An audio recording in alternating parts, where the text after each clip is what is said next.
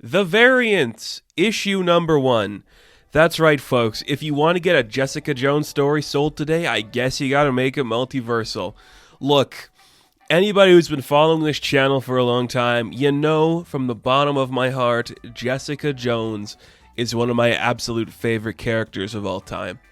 I love Jessica. I love the concept of this character. I think she's only gotten better and better over time. I think what she started off as was really cool. She morphed into something I like even more. I love this character. And this book, it is exactly what I'd want it to be for Jessica Jones. It's really good. It's written by Gail Simone with art by Phil Noto.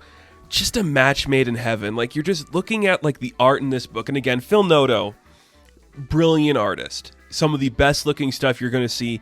And this is the thing I like about Jessica Jones, is that you can take these brilliant artists and make a woman who just wears regular clothes feel heroic and impactful just by the way you draw her. I'm like, it's brilliant. I like it. So this book has a lot of narration dialogue of Jessica's inner thoughts. I'm not going to linger on them a lot. Just know that they are brilliant. And if you are interested in reading that, it is both perfectly Jessica Jones, both perfectly Gail Simone, and perfectly Bendis mixed with Kelly Thompson mixed with Gail Simone's style for Jessica. It's brilliant. There's a lot about this I really like. So we open up.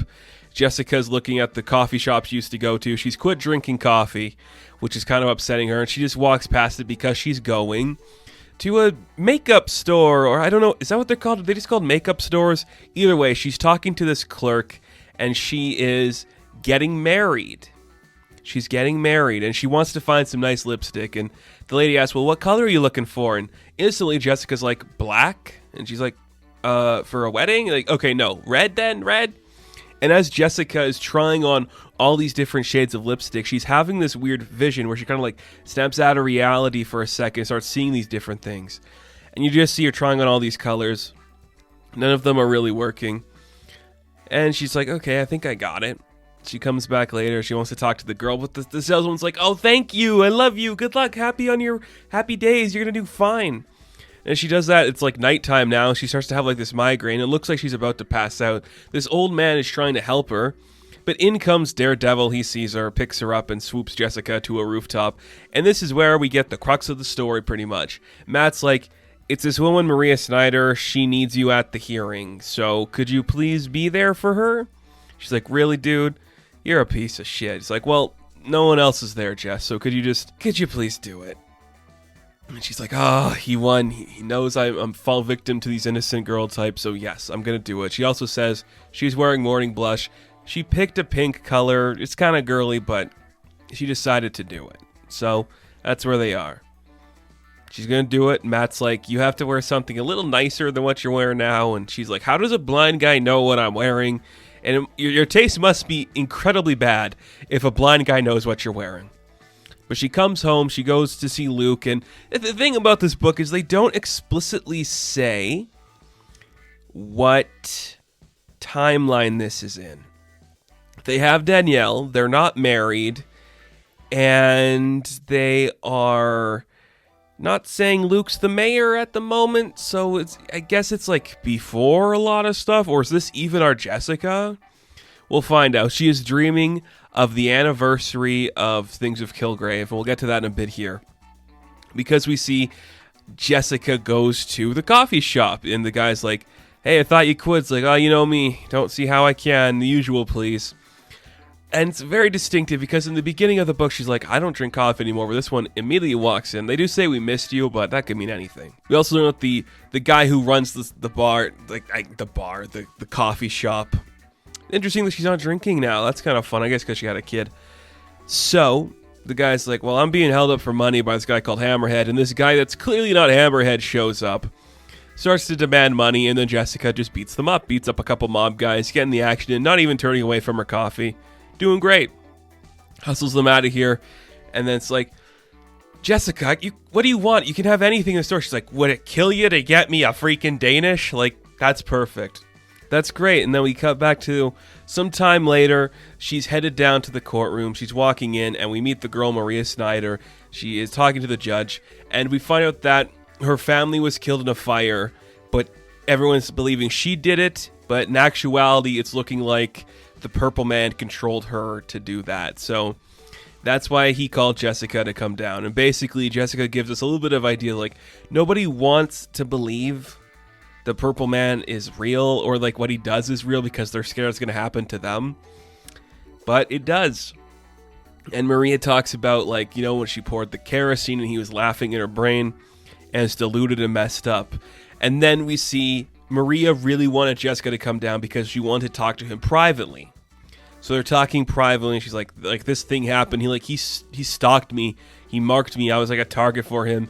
He came to see me one day. Then all of a sudden I was doing these stuff, and I know he's like currently in a coma or something. But there's something about that. His voice just appeared again. 10 years to the day, right? And like I just had this thing awaken in me, and suddenly I just didn't know what to do. And you see Maria's trying to like tell Jessica, like, if something is going to awaken in you too, do not be near your family. It is going to mess things up. You have to go. You have to go. Stay away from your family. And she just leaves the room quietly without saying anything. She goes to she goes to just like yell at Matt, like, really, that's why you had me come down here. You knew all this stuff. It's like, just stay away from me, Matt, okay?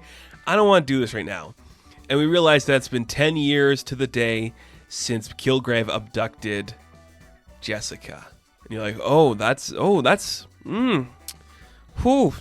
that's gonna be a big anniversary. Wow, that's scary. So she just kind of heads home. She's trying to call She-Hulk, which she's not picking up. She just walks into her place, and something feels off. Instantly, she's like, this doesn't feel weird. It's like somebody's here. There's sounds from like Danielle's room, and she goes into the room, and there she sees a woman standing in there. Then they attack each other, and we see it's actually Jessica Jones, multiversal. What? You're like, what's going on? What are you doing in my house? So those two are starting to fight. A Captain America shield is whipped at them. They're like, what are you trying to mess with Captain America for? And she's like, crisis. I am having a crisis. Swell. Okay. Look, I don't honestly know what my final thoughts can be on this book, because it's perfect. Like, this is just a perfect Jessica Jones story. I understand the necessity to multiversal her a little bit. You can have some fun in there, because one of the cool things about our Jessica Jones from the universe we read every day is she never puts on a suit. Jewel's a thing of the past. She's just a girl now in a nice leather jacket. So if you want to get multiversal, she's Captain America, she's an agent of S.H.I.E.L.D., she's Jewel again. I don't give a shit. Do it. Have fun with it. I like that a lot. Right now we've met 3 different Jessica Joneses: leather jacket 1, courtroom dress 1, and Captain America, and it's awesome. The writing is superb in this book. Gail Simone, again, an incredible writer. I love it. The artwork is next to none. It is brilliant and just amazing in every capacity. And this story is interesting. Like, I don't generally know what Jessica we're following. I think that's really cool. I just love the idea of her struggling in certain aspects of femininity, because that's kind of like an underlying theme of this book. She doesn't know the lipstick or anything. She doesn't really know how to talk to other people. It's very fascinating. I'm really digging it. I'm really digging this book, man. I love it a lot. I cannot wait to see what's coming next from this series. I think it's going to surprise a lot of people in some great ways. Oh, it's great. Do more of Jessica, please. Please do more. Kristen Ritter is just waiting. Oh, I love it. I love this book. It sold me. It sold me this far. So The Variants, issue number 1, I'm going to give a 9 out of 10. Now, thank you guys for watching this review. Be sure to like and subscribe to the channel. As always, you can check me out on Instagram, TikTok, and Twitter. And as always, I will catch you in the next one. Have fun. Stay safe. Good luck.